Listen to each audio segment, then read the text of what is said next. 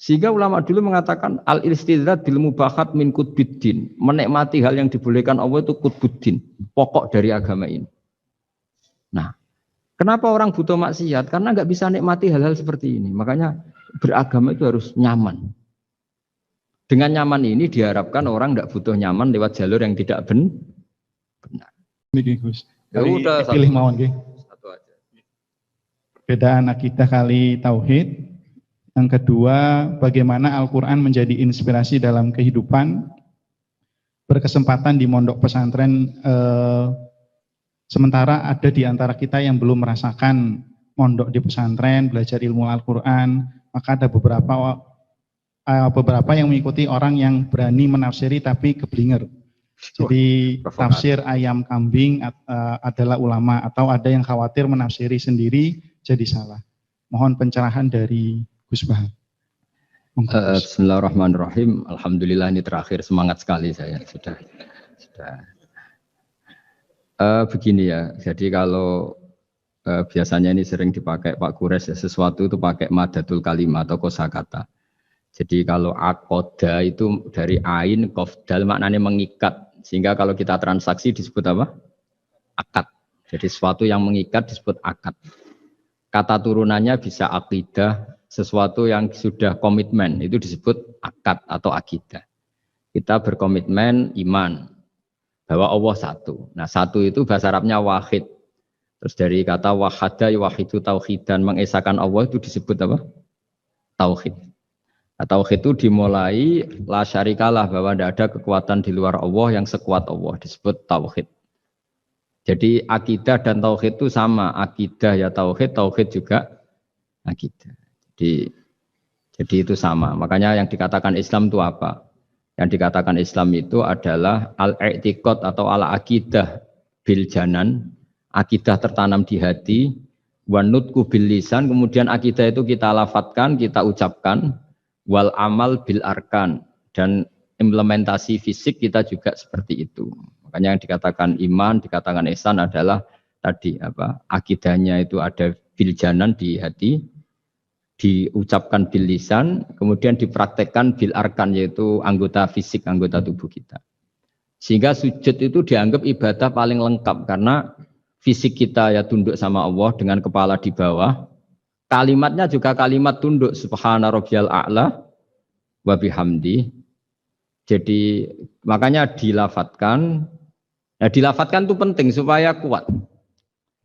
Makanya kita ini menyesali betul ketika ada perdebatan niat itu dilafatkan panda. Itu enggak penting. Sebetulnya semua kita yang NU atau yang ahli sunnah atau siapa saja mengatakan melafatkan niat itu sunat. Jadi tidak mengatakan wajib.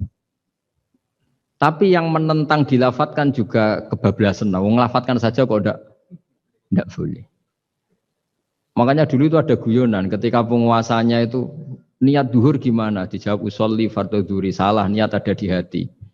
Barang yang satu kuasa, niat duhur gimana? Ditulis niat ada di hati, enggak, yang benar usolli fardhu dzuri. Ya ribet kalau gitu. Jadi akidah dari kata akoda. Akoda itu mengikat. Sehingga disebut akdun nikah, berarti ikatan nikah. Akdul ba' berarti hukum jual beli yang sudah jadi. Ya.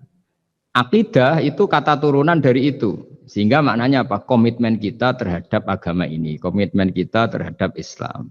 Apa komitmen yang paling dasar dalam Islam? Tauhid. Mengesahkan Allah bahwa tidak ada Tuhan selain Allah. Nah, terus tadi yang menyangkut tafsir ya. Tidak semua kita pernah mondok.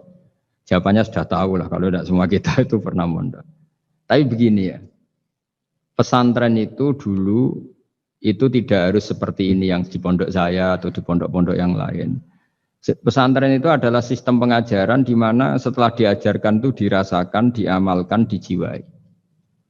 Sehingga dulu malah nggak ada pesantren yang kayak kita ini. Ulama-ulama dulu ya di rumah ngaji, tapi serius. Sehingga dulu itu memang yang dimulai ini yang adat kampus sebagian itu agak nggak cocok itu menghafal. Kalau kampus itu kadang kuat analisisnya, kalau di pondok itu memang disuruh menghafal. Kenapa menghafal itu menjadi penting? Karena pengembangan itu setelah hafal. Tapi kalau tidak hafal, maka sebenarnya kita tidak pernah mengembangkan agama, mengembangkan pikiran kita sendiri. Sehingga kita ini butuh hafal. Meskipun setelah itu ada analisis. Saya beri contoh misalnya gini. Mulai kecil sampai tua kita ketemu orang yang sangat materialistik. Makan enak itu apa? Sate. Makan enak itu bakso. Makan enak itu pizza. Selalu kita dibentuk fisik. Tapi kalau kita ngaji sama ulama, makan enak itu apa? Ya saat kamu lapar. Maka ulama dulu mengatakan makanan enak itu apa? Idamuhu alju. Lauknya adalah lapar. Kalau kamu lapar semua makanan enak. Ini kearifan. Dulu ada ulama yang datang melihat istrinya makan satu piring habis. Hanya satu piring ditanya, kenapa tidak tanduk? Sudah kenyang. Alhamdulillah, berarti saya tidak butuh korupsi. Ternyata istri saya hanya makan satu piring kenyang. Kalau makannya 1 ton, baru saya butuh korupsi karena tidak cukup. Begitu juga melihat ngopi. Setiap orang cowok, kalau ngopi itu senang sekali. Bahwa ternyata untuk senang itu tidak harus selingkuh, tidak harus maksiat, tidak harus ke klub atau tempat-tempat yang salah. Jadi ulama dulu itu cara kearifannya itu dijaga oleh hal-hal yang sepele. Ternyata saya ngopi itu bisa senang. Ya berarti senang itu tidak harus maksiat. Gendong anak senangnya bukan main. Melihat anaknya sehat tidur senang. Sehingga ulama dulu mengatakan al-istidrad bil mubahat min qutbiddin. Menikmati hal yang dibolehkan Allah itu qutbuddin. Pokok dari agama ini. Nah, kenapa orang butuh maksiat? Karena nggak bisa nikmati hal-hal seperti ini. Makanya beragama itu harus nyaman. Dengan nyaman ini diharapkan orang tidak butuh nyaman lewat jalur yang tidak benar.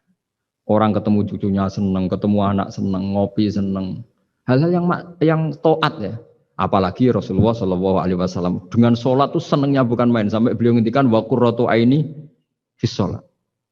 Logikanya gampang. Kalau kita jagongan ya ngerumpi sama yang kita cintai senang, apalagi ngerumpi sama Allah Subhanahu wa ta'ala kalau boleh dibahasakan, karena sholat itu artinya kamu muamalah, munajat, jagungan, asik-asikan sama Allah ta'ala. Rabbana lakal hamdu, engkau mempunyai segala puji yang di langit maupun di bumi, yang memenuhi langit dan bumi. Jadi itu yang harus jadi solusi bangsa ini. Coba misalnya malam-malam macet, andai kan malam-malam banyak yang tahajud kan Jakarta itu tidak macet.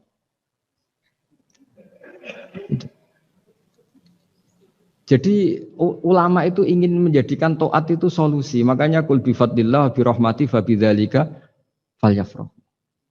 Orang yang sedang tahajud, itu setiap ulama dulu yang tahajud, itu sampai bilang gini, ainal muluk fi hadil ladzah. Enaknya apa jadi raja? Enak ya kita. Sayyidina Ali itu derajatnya tinggi. Di antaranya disebabkan beliau kalau wiridan gini, saya hafal wiridannya. Kafani izzan an takuna li robban wa kafani fakhron an akuna laka abdan.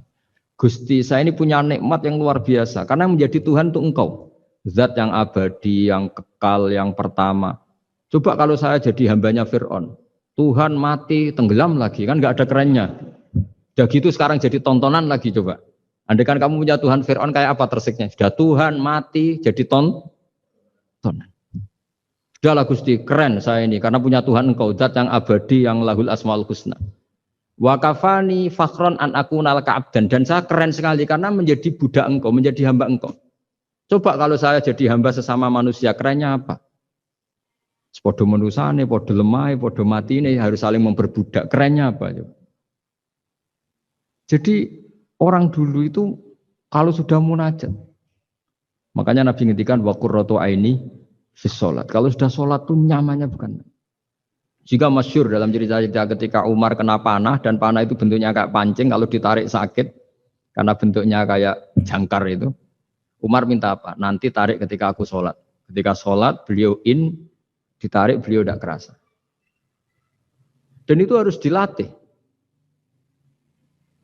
Nah, ya tadi. Jadi, Quran, saya ulang lagi, Quran itu harus ditafsirkan seperti ini. Kalau tidak, maka orang akan menanyakan. Saya juga pernah ditanya orang yang sebetulnya ya agak kurang ajar, tapi tak anggap bodoh sajalah daripada dianggap kurang ajar. Hebatnya apa Gus? Quran mengatakan wa kulu washrobu, sementara ini kitab suci yang sakral. Kenapa hanya bakas makan dan minum?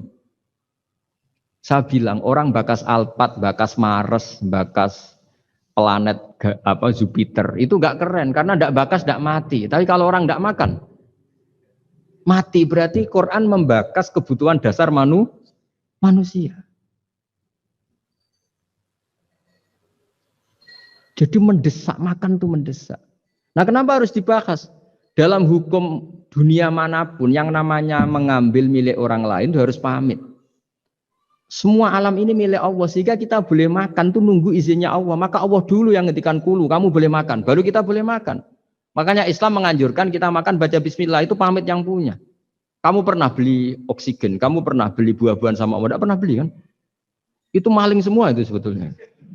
Karena tidak pamit sama yang punya. Coba kalau itu milik orang lain, kita langsung makan disebut maling enggak? Sekarang kamu makan itu tanpa pamit Allah, kira-kira maling enggak? Kalau kita keras sebenarnya itu maling juga. Makanya kita dianjurkan baca bismillah. Untung Allah baik, enggak ngelaporkan ke polisi. Nah di sini pentingnya kata kulu wasrobu, makanlah dan minumlah. Artinya kalimat ini punya filosofi yang luar biasa. Tapi andekan ini ditafsirkan orang yang enggak ngerti Quran, enggak ngerti tafsir, enggak punya adzauqus salim, rasa yang baik, maka memang ya ngomong Quran harus ahlinya, sehingga kualitas kulu wasyrobu itu luar biasa. Saya sering sujud syukur karena ayat itu, ya Allah betapa baiknya engkau mengizinkan kita makan rizkimu, hanya modal baca apa? Bismillah. Sudah gitu oleh ulama dikatakan bismillah hanya sunat, kalau enggak juga enggak apa-apa, cuma sedikit kurang ajar lah ngomong. Tapi kalau kamu tidak ahlinya, maka terus malah tanyanya tadi, loh Quran yang katanya hebat kok hanya bakas makan dan minum. Coba misalnya kemarin itu hebat. Coba sudah kamu kemarin tanpa makan. Tetap pokoknya itu makan. Ketika orang mau menjajaki, mau nempat di Mars atau Jupiter, pertanyaannya apa? Di sana ada air enggak? Ada makanan enggak? Penelitian pertama apa coba? Di sana ada makanan enggak? Iya kan? Yang pokok berarti apa? Makan. Itu kira-kira contohnya Quran yang dibaca ahlinya. Itu nanti dengan kualitas seperti itu, pemahaman seperti itu. Udah jangan macam-macam lagi.